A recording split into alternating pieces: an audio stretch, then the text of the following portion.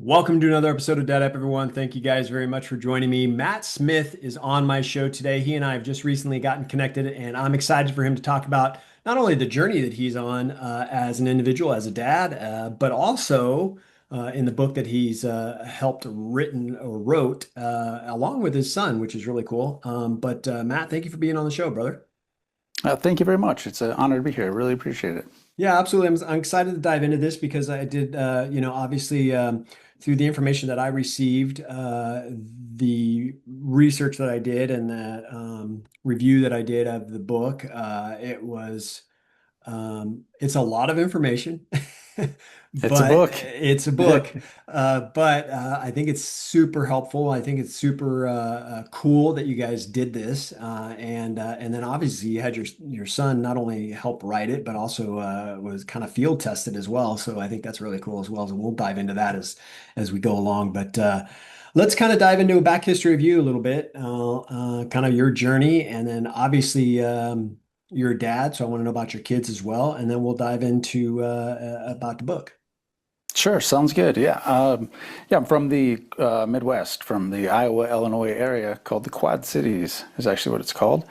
You know, you're focused on dad, so I grew up in a household where dad was not present. He was not really around. So that's the environment I grew up in, which today I see as a blessing because, you know, you can learn from good examples or you can learn from bad ones. And you know, I learned a lot from my very bad example of a father. And I think that I actually I sincerely give him credit and appreciate the way that I am because I really don't think that if I don't know how it would have turned out if he were different. But I do know that his example really did make it so that it was a huge priority for me to be involved with my kids' lives, you know, to have a great relationship with them. And I have a son who's 20, who you referred to earlier, who was our guinea pig, really, with this book, making sure it actually did work as an alternative to college. That's what it's designed to be. And I have a daughter who will be 18 on Sunday. So they're great kids. I'm very proud of them. I think they're good natured, they're good hearted, they're hardworking, they're honest, you know, I mean, they're not yet fully launched into the world. And I feel like you don't really know how you did it as a dad until maybe they have kids, you know, for sure. But so far, so good. I feel really good about it. And I Yeah, owe my dad credit for that. I really do, sincerely. yeah, no, I agree with you. I think there's a lot of dads that I talk to, and I've coached dads over the years, and one of the things that I talk about a lot is that you know we're really not the only way that we're really told how to be a dad is through experiences in our own life, like you grew up without a dad, and the people around us, and even today, you have older kids. I have older kids. My son is 24 today, and that's my younger son. My older son's 26, and even today, the people around me that I see, maybe older dads that have even older kids, we go off those experiences and those kind of people that really help us grow as fathers. And I think for you, growing up in a home that didn't where you didn't have a dad, you said it helped shape who you are today. I kind of the same thing. But I grew up in a home that did have a dad. My dad's still around. My parents are still married, over 50 years married, Oh, and that's and great. but my dad was a blue collar worker. They worked multiple jobs sometimes at one point, and I didn't have the parental guidance or the parental involvement that I think I needed as a kid or even knew. And I knew that here's what I will say. I knew that seeing the examples of my friends and their parents and how they were involved, I knew that there was supposed to be some more involvement. And I was actually very frustrated with the lack of involvement that my parents had in my life. And it helped me grow into the dad that I am because of the experiences that I had growing up. So we take the good and we take the bad, right? There are good things that we take from it and go, okay, these are good. Like my dad, who was around and was around in my life as I grew up. I take some of the good points that he had and I applied them as a dad myself. And then there's bad things that I wasn't too thrilled about them not being involved. And I went, okay, I'm going to make sure I'm an all involved dad like you. You know, you didn't have a dad in your life and you want to make sure that you're as involved as possible with your kids. So it's how we learn. It's how we Yeah, grow. I almost think the negative lessons stick with you. At least in my case, it certainly stuck with me more. Like the best memory I have, not best, but the most vivid memory I have of my father was waiting for him to pick me up on a Saturday morning and him not showing up. Hmm. And I just decided I didn't like I'm good. I'm not, and that will never be me. I am never late. Like I am always there, so you can count on me. They count on me. They trust that I'll be there. And so that, I don't know, that was a really powerful experience for me. And I remember it being very emotionally disappointing, and I was sad about it and all that, and a little embarrassed too. But yeah, I think it was, powerful lessons come from those negative things. And I think if you should, it's our obligation to turn these things into positive things, I think, if you can. Yeah, isn't it crazy the things that we remember as kids It's that bizarre. really have such an impact on us, and just that one little moment in your life that you still remember to this day. And I think back to those times as well when I as I grew up, and you know, just I played a lot of sports as a kid. I was very athletic, but I tell this all the time. I can count on one hand how many games in the sports that I played, how many games my parents actually came to. I mean, my parents didn't go to open houses. My parents didn't go to parent teacher conferences. My parents didn't go on field trips. I used to have to ride to practices and games with my friends' parents because my Yep. parents weren't going to be there. And I obviously didn't drive. So I had to find a ride. And So you remembered how that felt, and so you never made your kids feel that way. Exactly. And that's one of the reasons why I coached my kids from the ages of 4 all the way through high school in sports because I wanted to be that all in, all involved, never miss anything dad. And I tell it, I give an example to dads out there. I say, I understand you have a career. I understand you're trying to put food on the table. I get all that. I appreciate all that. I know that's important. I know that's a huge part of your life that you have to be the provider for your family. I get it. But there are ways that you can do both. And I've proven it because I've done both. And there's just different things you have to make, different adjustments you have to make in your schedule in order to make those things happen. But I remember as a kid, and I think back to those times where I go, I could be playing the best game of my life, having the game of my career, as you could say as a kid, right? Game of Yeah. my career, and my parents aren't in the stands. And I tell parents, listen, if you miss something, think about it like this. If little Billy's running down the basketball court and he shoots a three-pointer, and it's the first time he's ever shot a three-pointer in his life, and he makes it, he's looking up in the stands, not at the crowd. He's looking up in the stands to see his family. He's looking up the stands to see his parents. And if you guys aren't there, imagine that feeling on his face. And then imagine him telling you, I made my first three-pointer ever. And guess what? You weren't there. And Yeah. how that would feel like as a dad, That's the key thing. yeah, if I wasn't there, how would I feel? I'd be like, oh, that's a gut punch, right? My kid Yeah. telling me he scored his first point or he made his first basket or whatever, and I was not there to witness it. And you can't get those back. You can't, it's done. It's over with. You can't get Mm. that back. So you have to make time, figure out a way that you can make, I mean, even if you have to FaceTime for crying out loud, with people that are in the so you can watch the game or something. But anyways, I run off on tangents because I get so fired up about it. But Yeah, well, I totally agree with you, and I think that you just have to imagine this poor kid. All they have no one to share it with.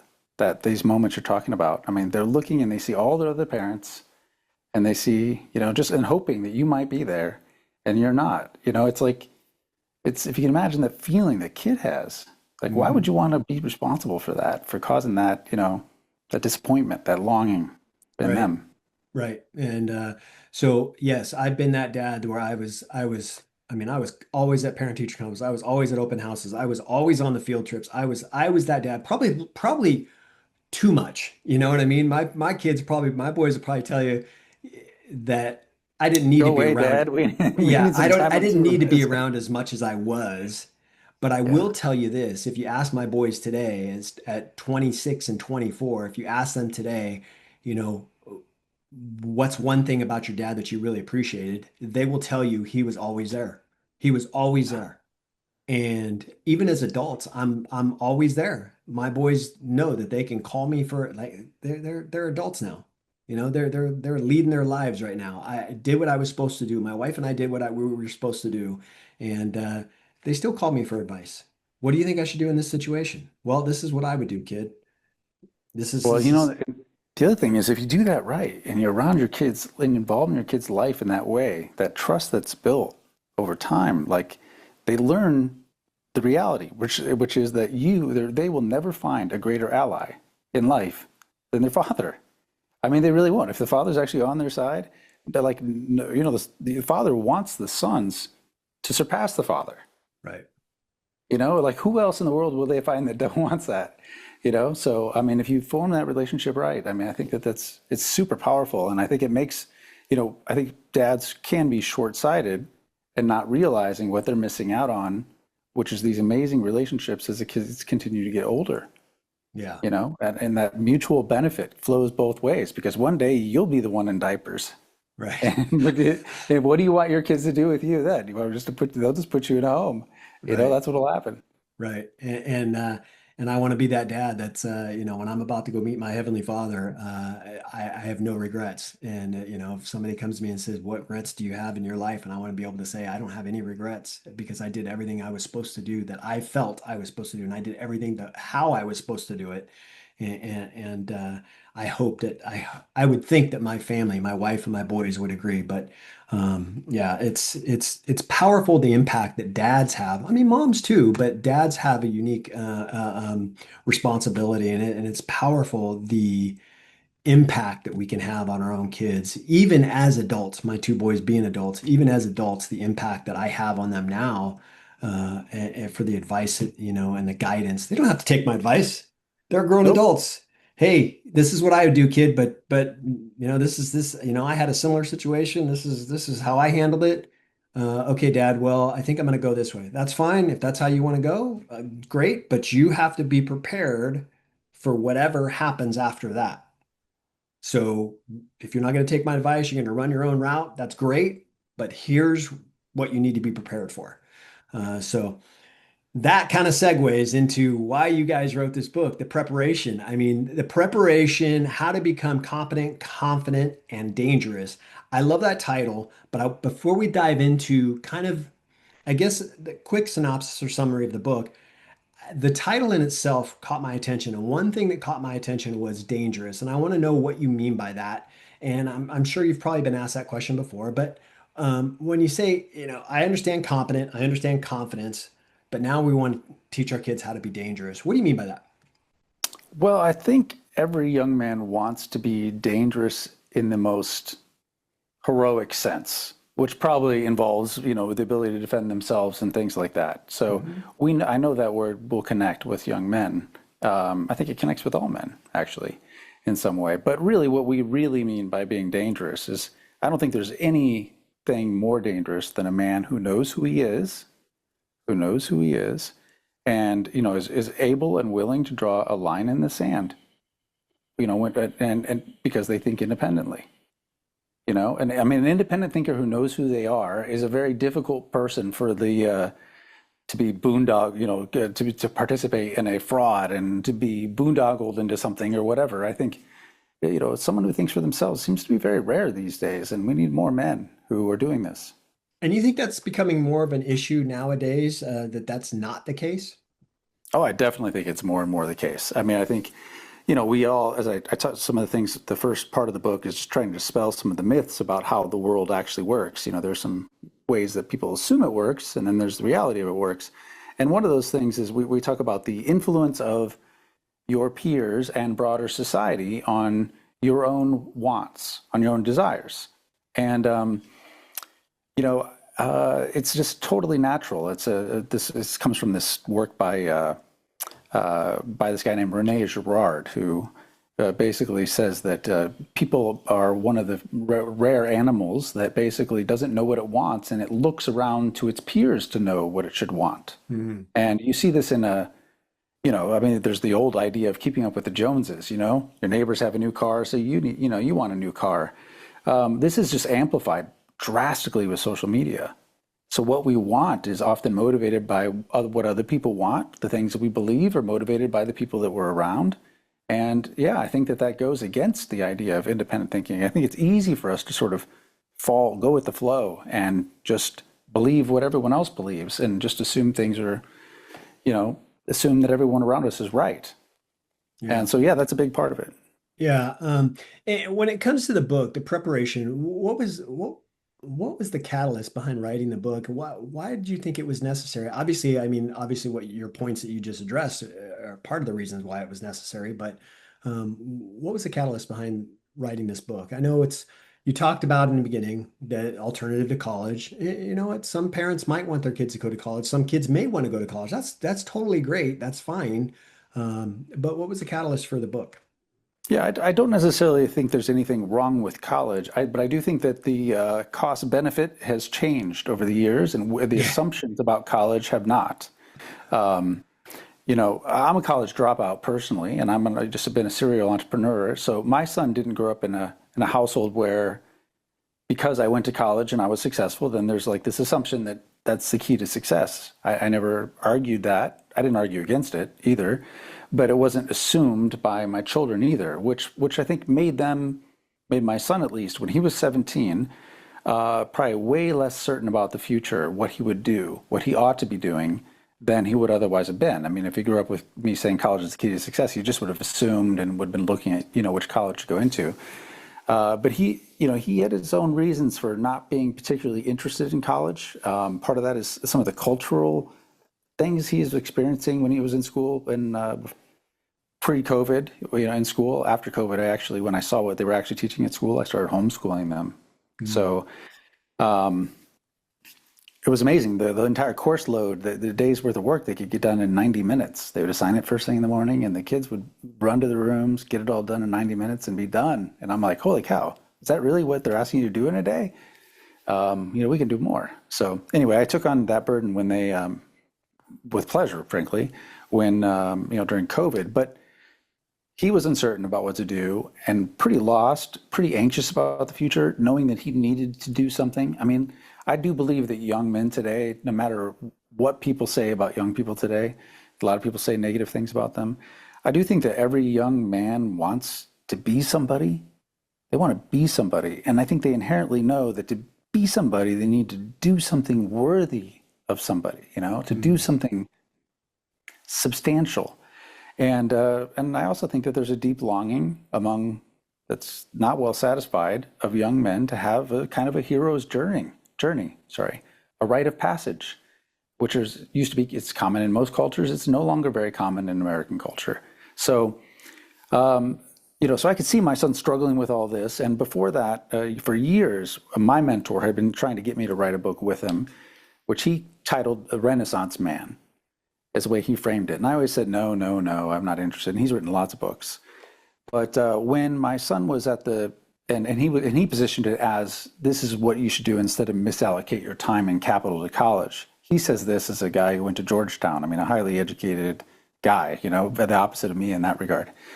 So when my son was going through this, I could see the struggles he was dealing with it, and I could see the pain, the anxiety around it all.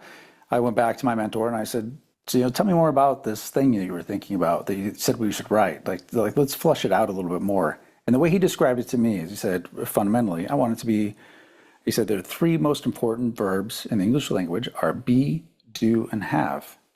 And I want the book to be about that. And I didn't really get it at first, but essentially it boils down to this. All of our motivations are oriented toward have, primarily have. Because, we want to have a nice car, we want to have a beautiful spouse. We want to have. Everything's oriented to have. And our consumer culture with the social media sort of really amplifies that. even more. But the truth is that have, and no one explains this to anybody, is just a consequence of doing. Hmm. It's a consequence. It's a symptom. And doing for a young man, especially, is where all their power is. It's the operative. It's the thing that they have total control over, what they do. And it's the thing that they need to leverage most in order to get to the third one, which is the most important, which is be, to become the man they want to become. And I think everyone asks, starting when kids are really little, we say, we joke with them, what are you going to be when you grow up? And when Hmm. they're really little, it's Spider-Man or a fireman or something like that.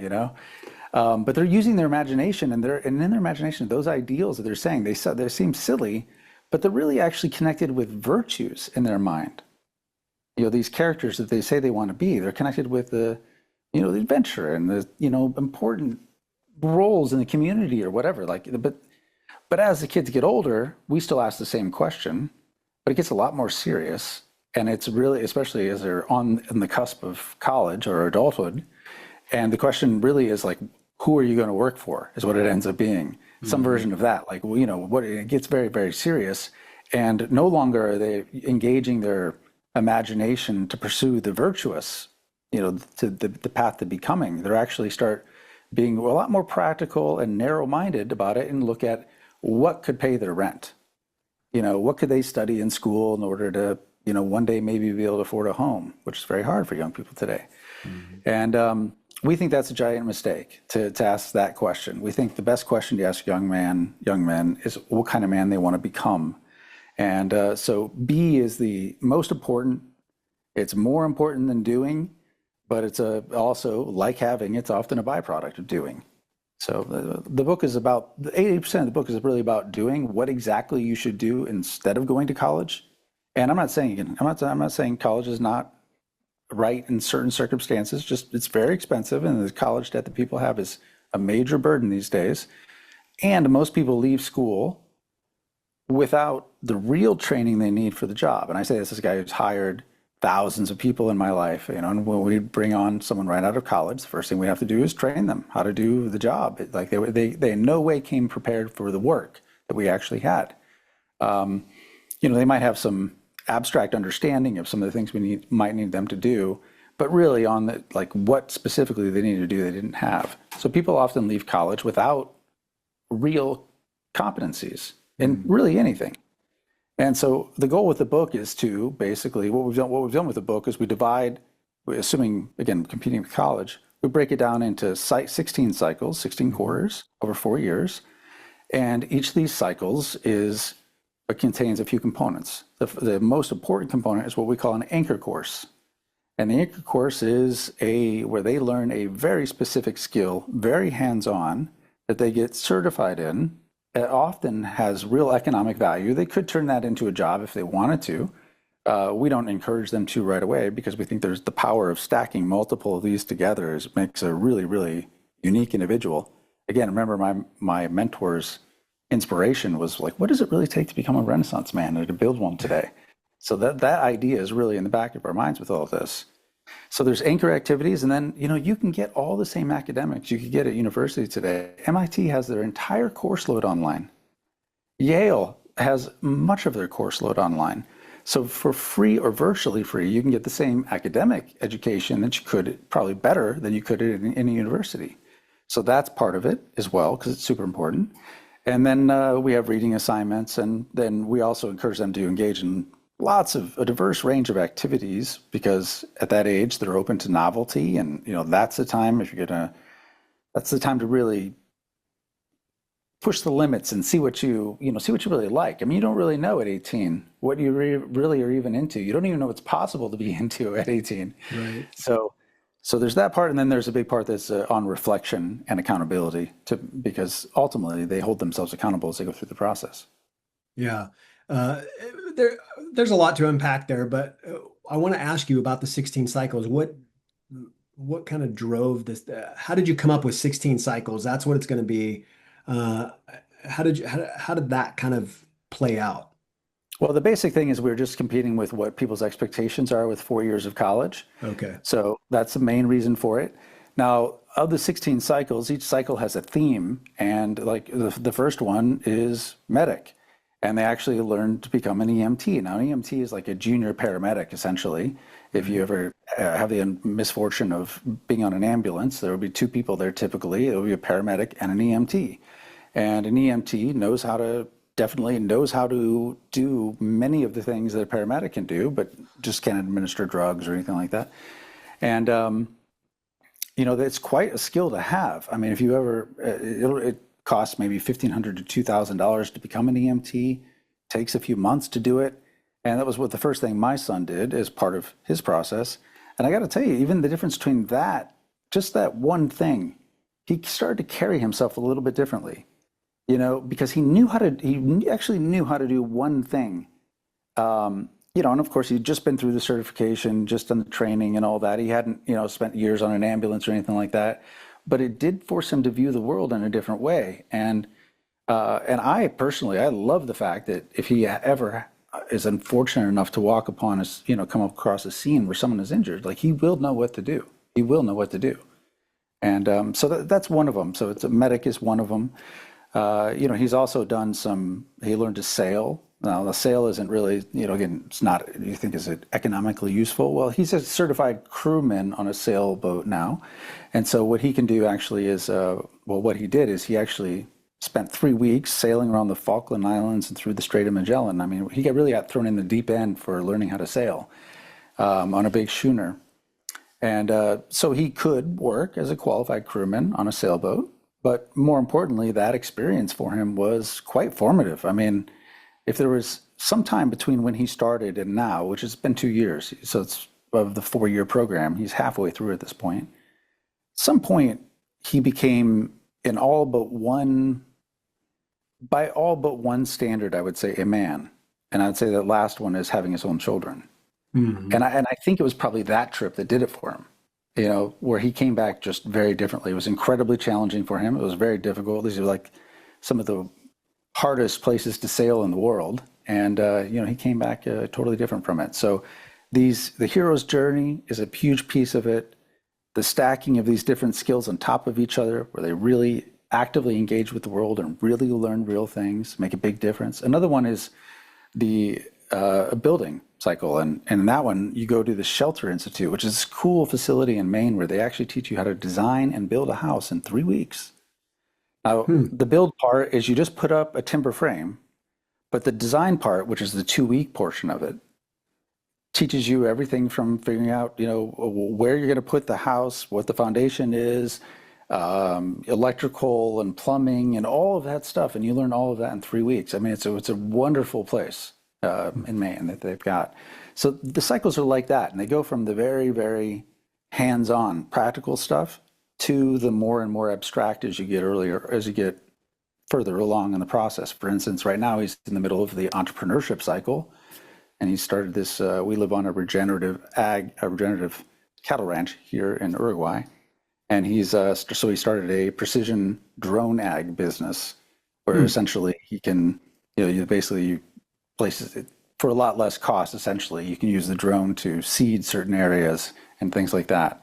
So it's only 3 months to do it. That is to say, it's not much time to really start a business, but you learn a lot in that time period, and you get your first customer. And to get your first customer, you obviously had to learn what your product is, who your market is, how to generate leads, how to sell, and he has to do all that in Spanish too, which makes it worse. It's one of the other things he's learned throughout the preparation was the second language. Yeah.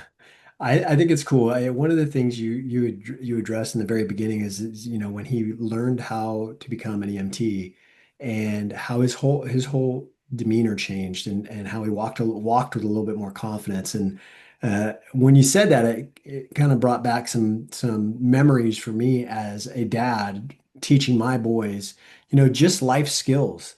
Sometimes our kids go through life and we don't teach them life skills. My wife was very good about taking care of our boys and making sure they had everything they needed and making sure she was very hands-on when it comes to taking care of things that they needed done. And I'm talking about things like their laundry. I mean, just doing those sorts of things. And my older son, both my boys went to college. Both my boys got their college degrees and all that. And yes, we paid a crazy amounts of money for them to have their college degrees. But when my older son was his first year of college, he got stuck on the washing and drying machines at school. And he was in another state. And because my wife had never kind of gone through, he knew the basics, but never really gone through the process of just washing and Doing drying, laundry. Yeah. doing Yeah. laundry, that he was calling her on the phone. I don't know how to do it. Like, what am I supposed to do here? How much of detergent am I supposed to add? What am I supposed? And so those types of things we take for granted as parents, where we just do them because they're too little, or they wouldn't understand, or it would be confusing, or they might mess up the machine, or so we'll just do it. To a time when I remember my younger son's car, his headlight went out on his car and he needed his headlight replaced. Well, I knew how to do it because I grew up learning how to work on cars. And so I said, you know what? I'm going to replace your light on your car, but I'm going to show you how to do it. And I walked him through the process. I actually didn't even do it. I actually walked him through how to do it. And it's crazy the level of confidence that he had after that, just from teaching him how to change a light bulb on the headlamp on a car. The amount of confidence that he had just from doing that. Uh, Yeah, it opens up a whole new world to them. They go, this is not something that I can't, I don't even know how to begin to understand. It shows them that they can figure these things out on their own. exactly, and it helps them. I mean, you said your son walked with a little bit more confidence. My son walked a little bit more, like maybe he had friends that had never done that, and now he had a skill that a lot of his friends probably didn't have or don't have, probably still to this day don't have. And I know he could do it. There are different things throughout, both of them growing up, that I'm confident that they wouldn't even call me and ask me how to take care of it. They would just do it because they were taught somewhere along the way how that skill, or how to maneuver whatever it is they're going to do. And so I think it's cool that your son is going through these experiences from the book. And you said it was really to make sure that the program works, but at the same time, your son's gaining a lot from it because like you said, he's the guinea pig, right? But Yeah. he's a completely different person right now from when he started the program. So, Yeah. And I mean, my goal in doing this was not to write a book. My goal was to figure his problem out. right, And, the discipline that then we had to have in structuring it so that anyone could follow it was a whole other undertaking that we kind of chose to do together, that to make it worth, just because we thought that there was something special there. And so yeah, it wasn't, I say he was our guinea pig for the book, but the true book is the byproduct of us figuring out a solution for him that happens to work, we think, for a lot of people. Because yeah, the thing is that people only have three choices today, primarily when you're coming out of when you're at that age. It's either you can join the military, you which I did. can go, you could go into the trades, nothing wrong with that. Can be very lucrative these days, especially, or you go to college. Those are the three options presented to them, and beyond that, there isn't really any fourth legible option. And there should be enormous numbers of options, frankly, for young people to Right. to paths to follow. And this is what we propose as the fourth, and we think it's on its merits. We think it will produce stronger, better young men than either of those three do, because those are primarily designed to make somebody economically viable as the priority. That's the goal. And that's a worthwhile pursuit. I'm not saying it isn't. Of course, they need to be economically viable, but a lot of times college fails to make people economically viable. We've seen this many times. Um, Instead, with this, the real priority is to help them become the man they want to be as the leading priority. And it's so much more important. And along the way, that person is naturally resourceful and, it has the ability to understand how the world actually works because they've learned lots of competencies from building house to EMT to working with heavy equipment to all kinds of things that all have real economic value in the world, but they also just opens their mind to the understanding of how the world actually operates. And Mhm. then from there, they have confidence in themselves, they understand the world, and they can figure out then how they can contribute to the world in order to derive economic value, which that's really how it works fundamentally.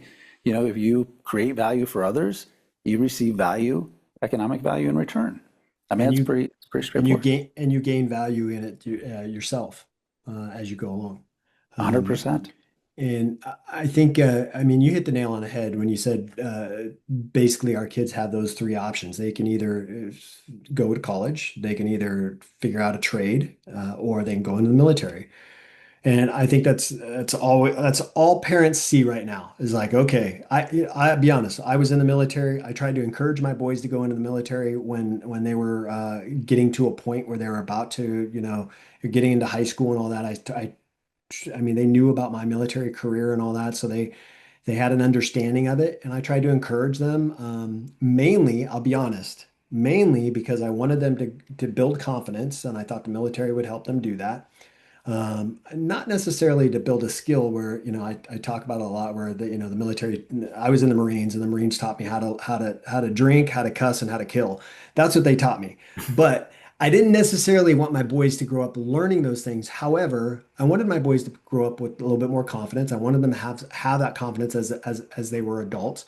And so I tried to encourage them to go into the military, and it helped military. I went to college. Military helped me pay for college. My college was completely free. So that was the other point that I wanted them to do. And they had no interest in going to the military. That's okay. They didn't want to do that. That's fine. But so that was a one career path or one path that I thought they could take that they chose not to take. Okay, so that knocks out that one. Put an X through military. That's out.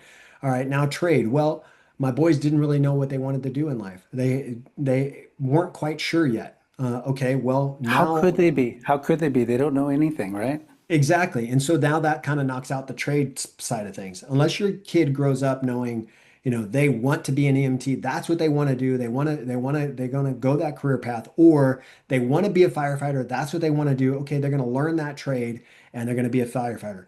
I mean, but there's a lot of kids that don't. A lot of kids that there's a lot of kids that go through college, And still graduate don't know. college, and still don't know what they want to do, even though Right. because they have a generalized degree, they have a business degree, they have a communications degree. Well, I don't know what I want to do with it.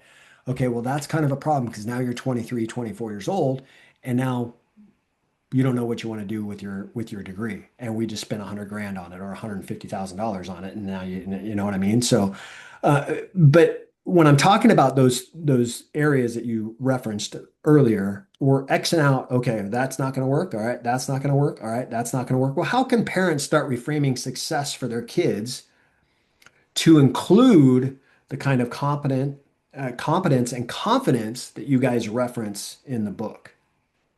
Yeah, I think the best way to do it is to understand that they're developing as a human first, still. And, and to frame that for a young man in particular around that they're forming as a man. And so, and for us, the way we look at it is we look at it as that it should be guided by the ancient virtues. So we expose people to the ancient virtues, and we have an exercise where we have people develop a personal code, and part of that is choosing some of these virtues that really call to you. Just like when you were little and you wanted to be a fireman, it was like something about that in your mind was courageous or something, that made you want that. These ancient virtues, I think, still really call to young men, and they're not taught them anywhere. So we say, pick some of these and make them your guide stone, make them something you aspire to. And then we ask of them to engage in incredible amounts of action, doing new things. Because in doing those new things, one, they become a good learner. They learn how to learn real practical skills in a very short period of time. They get comfortable in interacting with groups across generations, Mhm. which is another problem with young people today, frankly. They're very isolated generationally. And I think that's a huge handicap for them, frankly, because they assume like old people don't want to help them even, but it's just not true. And of course, the phones. Yeah. And so, yeah, the phones definitely keep them definitely more demographically selected. I mean, Uh, their feed feeds them demographically oriented information, right? right. So it's a huge issue, and so action is the best thing for a young man. Even if you took it's not totally unpopular. It's less popular in the U.S. than it is in other places, but to take a gap year at least and really explore to see what's possible. And I wouldn't say if somebody who's thinking about going to college, when I was in college, they'd say what you want to do is you want to go. Oh, I apologize for that. What you want to do is you want to maybe go backpacking in Europe for the summer or something like that before college to get some more life experience. But travel without a real purpose, I don't think is as good. And in this, there are travel opportunities, there are adventure opportunities, but along the way you gain real skills. I mean, one of them is you go to Florence, one of my favorite cities on earth, and while you're there, you're studying history related and art related to what's around you, and you spend a month learning how to cook.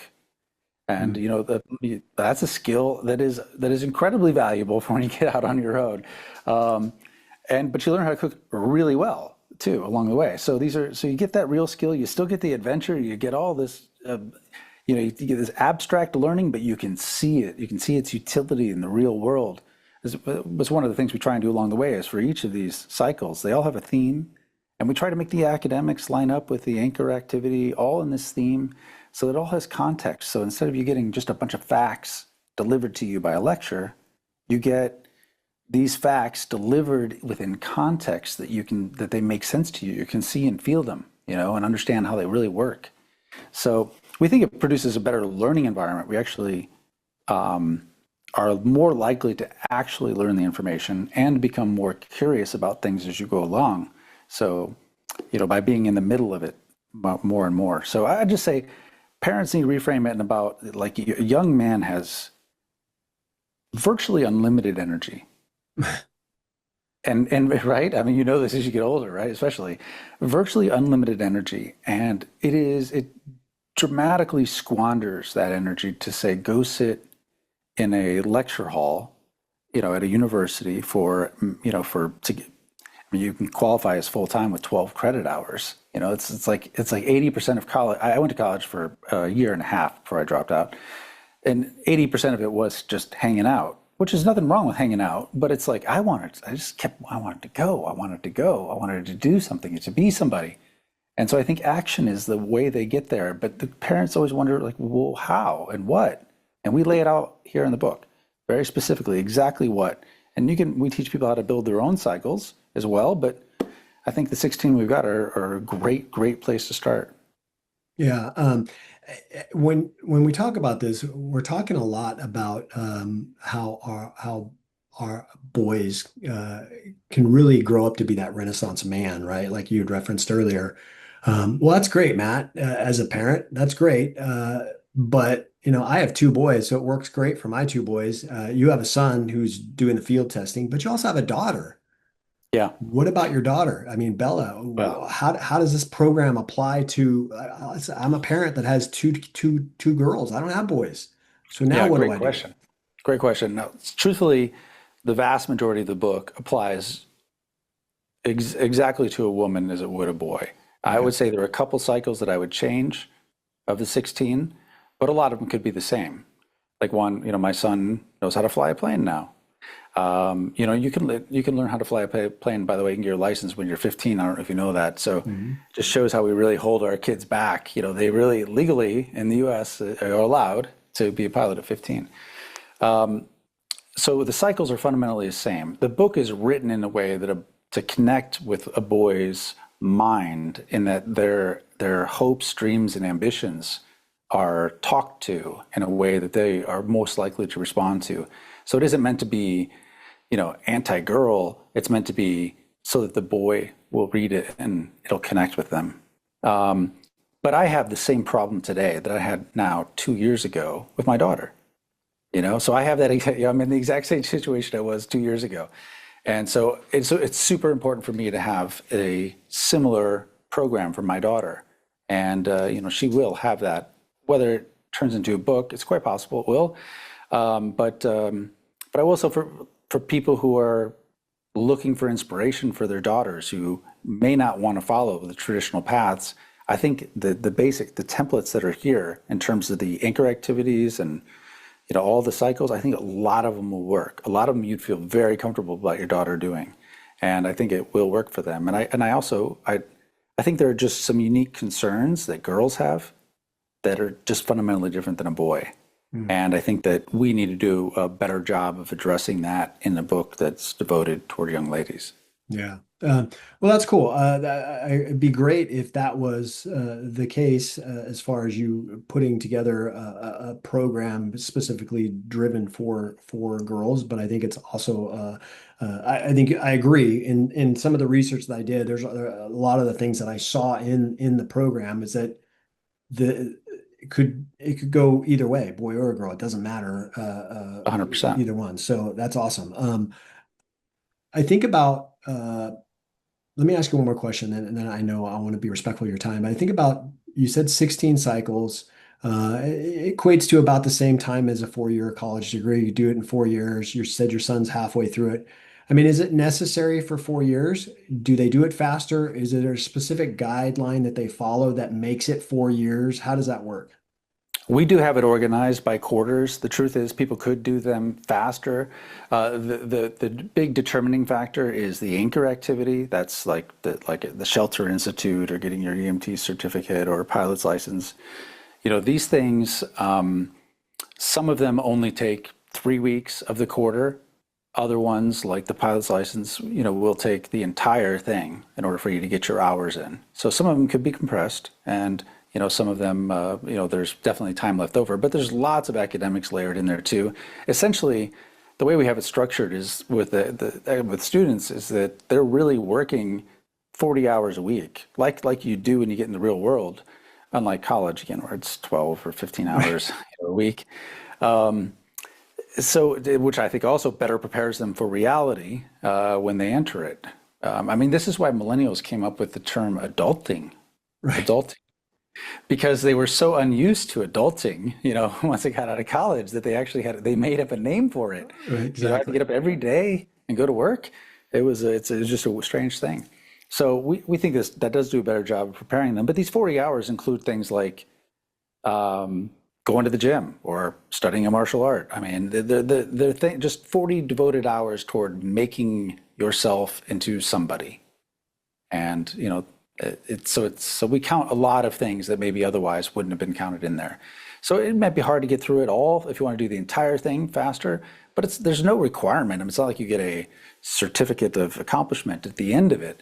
Right. And it's quite possible. What you find is you'll be thrown enormous opportunities along the way as you go. For instance, my son, who his first thing was learning to be an EMT, the next summer after that, he worked as a firefighter on wildfires in Oregon as an EMT and earning $600 a day. Hmm. It was a great income opportunity for him. I mean, I was in the Army National Guard, how I paid for my college, which I didn't finish. And I think my Army pay was really close to take home 600 a month, really close, when I Right. did it.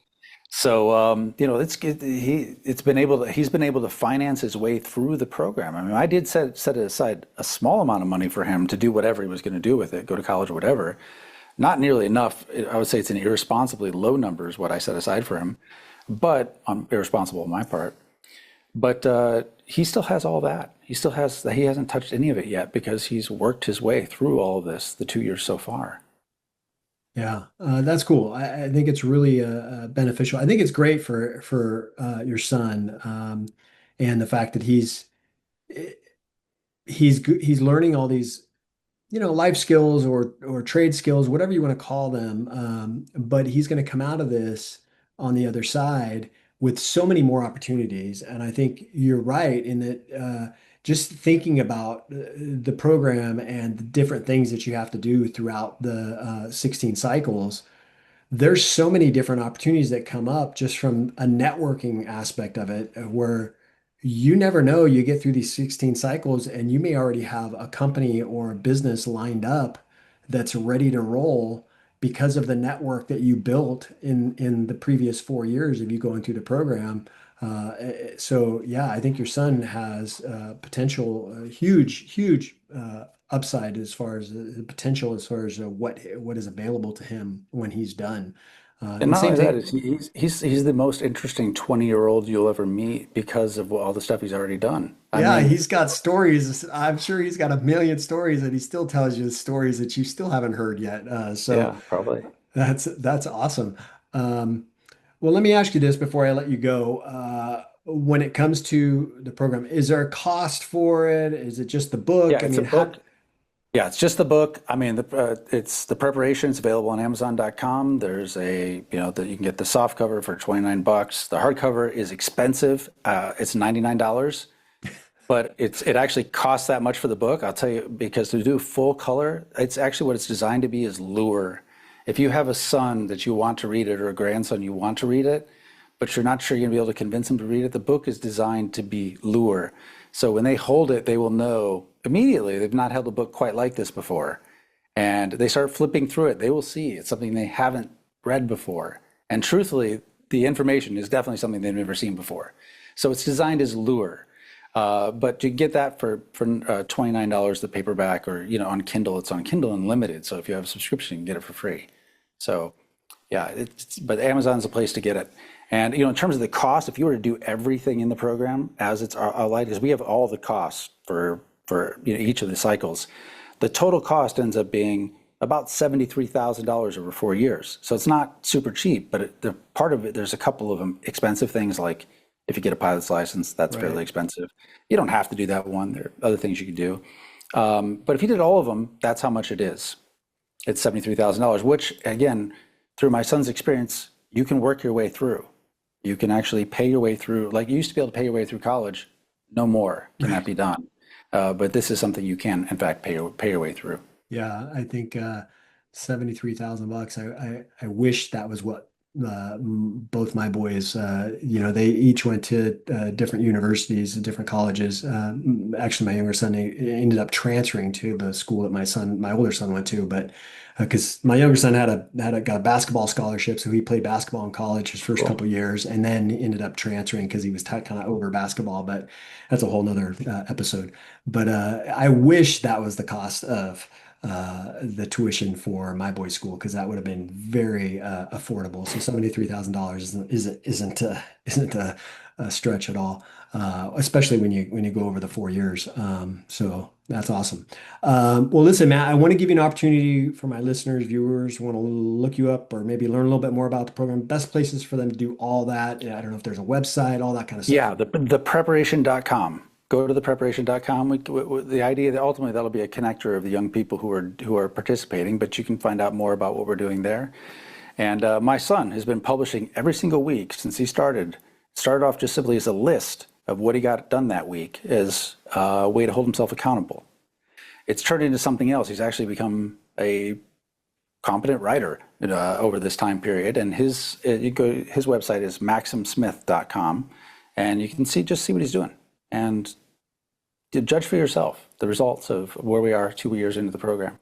Oh, that's awesome. Well, thank you guys. Thank you for being on the show. I appreciate it. It's really, really good to meet you. I'm glad you guys put this thing together for our kids. I think that is a great opportunity, a wonderful idea, and it just there's so much more that can be gained from going through. Obviously, the program is that just, I mean, I feel like you and I could talk for a couple I think hours we just could talk on, for a long yeah, time yeah. about it, actually. Yeah. But yeah, so I appreciate you being on, man. Really, really great to meet you. And I'm looking forward to staying in touch with you. Yeah, thanks, Brad. or Brian, I'm sorry. I really appreciate it. And I'm sorry, the sun has set while I'm sitting here, so I'm now sitting in the dark. So I No, apologize for no, that. you're good. But You're good. no, I appreciate it very much. It was great to be here. And yes, let's please keep in touch. Yeah, absolutely. Listen, guys, this has been another episode of Dad Up. I want to thank my good friend Matt Smith for being on. Make sure you go to the program, check out the website. You can go check out his son's website as well. You can see the kind of things that he's doing and the things, I mean, just from our conversation today, you can hear the things that he's accomplished at a very, very young age. I mean, just imagine the resume that he's already built, and he's not even halfway. I mean, he's barely halfway through this program now. So, imagine the resume that he's already built just from going through this. And so make sure you guys check out that. All the links are in the show notes below, so you guys don't miss, so you guys can go and click on those easily. So you don't have to miss that. If you want to pick up the book, the Amazon links all there. So make sure you guys do that. And again, I want to thank my good friend Matt Smith for being on the show. And listen, guys, if you're not yet subscribed to my show, please make sure you do that so you don't miss any of the awesome guests that I have on each and every week. And as always, I look forward to seeing you all on the next episode of Dad Up. Wow, another amazing episode in the books. So much was shared, and I'm truly grateful my guest was able to pour into you to help you elevate your dad game and really dad up. Make sure you bang that subscribe button so you don't miss a single episode. And while you're here, please don't forget to leave me a rating and a review. I always appreciate the feedback. And one last thing, don't forget, your role as a dad is one of the most important roles you have. So if you need a little help or have questions, don't hesitate to reach out to me on my website at daduptribe.com or at my Instagram page at Dad Up Podcast. Until next time, everyone, Dad Up.